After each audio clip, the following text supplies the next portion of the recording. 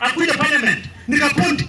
Indagana aende parliament aseme kwamba mwanafunzi alikufa kutoka Mount Elgon kutoka Igochi. Tunataka minister ya education akuje parliament. Aulize kwa nini huyo mtoto alikufa na hakuja matanga. Badala ya kushuka hapa na maneno ya magogo. Vijana wanapiga pole. Angasoma amita somo sahi 2027 majangu hawani. Iye bana anachemazina kwa sababu hawa watoto ambao wanasoma kwa hii colleges wanategemea sisi ili kwamba waweze kupata matumaini.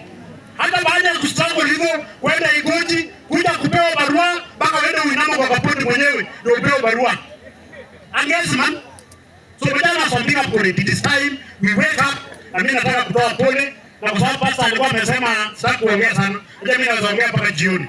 So nimeomba ya kwamba tuweze kufuatilia hii maneno, tutaweza kusaidia familia college iweze kujibu.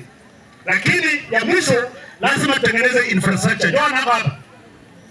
Wewe ndio kwa hospitali ndio hapo kwa mbinu. Sio? Kuna machine hapa. Kopsiro pia tuko tunapigania, nataka ikuwe sub county hospital. Ili ya kwamba ikuwe na equipment ya kuweza kupima. Ya mwisho, niko huyu jamaa, wapi huyu jamaa yangu ya CHP, nataka kupatia assignment. Kuja hapa. Kuja tu kidogo.